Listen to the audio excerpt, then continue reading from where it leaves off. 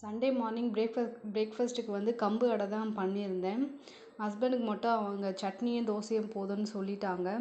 காலையில் டிஃபன்லேருந்தே ஸ்டார்ட் ஆகிடுச்சு, எல்லாமே 2 சொல்லிட்டு. அப்போ இன்றைக்கி ஃபுல்லாகவே கொஞ்சம் வேலை அதிகமாக தான் இருக்கும்னுட்டு அவங்களுக்கு கம்பு அடைனாலே பிடிக்காது. அதுவும் ஸ்வீட்டாக செஞ்சாலும் சரி, இல்லை காரமாக செஞ்சாலும் சரி சாப்பிடவே மாட்டாங்க.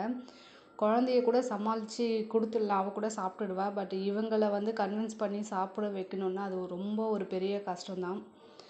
ஆனால் இந்த கம்பு அடை வந்து எவ்வளோ டேஸ்ட்டாக இருக்கும், அதெல்லாம் உங்களுக்கு சொன்னால் புரியாது. சொன்னோம்னா இதெல்லாம் யாருனா சாப்பிடுவாங்கன்னு சொல்லிட்டு கிண்டலாக பண்ணுவாங்க. அதுக்கு சைட் டிஷ் வந்து நான் தேங்காய் சட்னி தான் பண்ணியிருந்தேன்.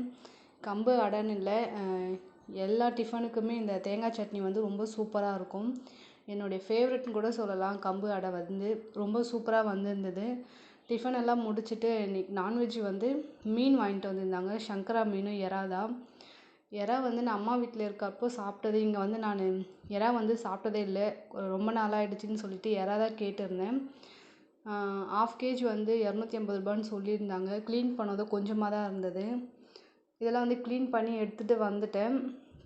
அப்புறமா மீன் குழம்பு தான் வைக்கலாம், எறா கிரேவி பண்ணலான்னு சொல்லிட்டு க்ளீன் பண்ண சொல்ல ஏன்டா எறா வாங்கணும் அப்படின்னு சொல்லிட்டு ரொம்ப ஃபீல் ஆகிடுச்சு. அதை க்ளீன் பண்ணி எடுக்கலாங்காட்டியும் எனக்கு முதுகு வலியே வந்துடுச்சு. எங்கள் ஊர்லெலாம் க்ளீன் பண்ணி தரதுக்கு பைசா கொடுத்தோம்னா க்ளீன் பண்ணி கொடுத்துருவாங்க. இங்கெல்லாம் வந்து பைசா கொடுத்தா கூட வேண்டாம், நீங்களே க்ளீன் பண்ணிக்கோங்க அப்படின்னு சொல்லிட்டாங்க. அதனால் வேறு என்ன பண்ணுறது, வாங்கியாச்சு அப்படின்ட்டு சரி ஒரு வழியாக க்ளீன் பண்ணிட்டு நானும் அதுக்கு வந்து ரெடி பண்ண ஆரம்பிச்சிட்டேன்.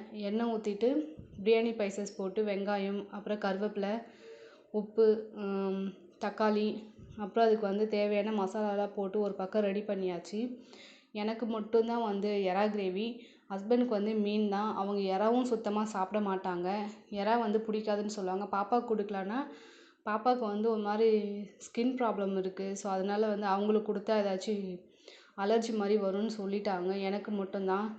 எனக்கு இந்த ஒரு நாள் சாப்பிட்டதே ஒரு மாதிரி சலிச்சிருச்சு.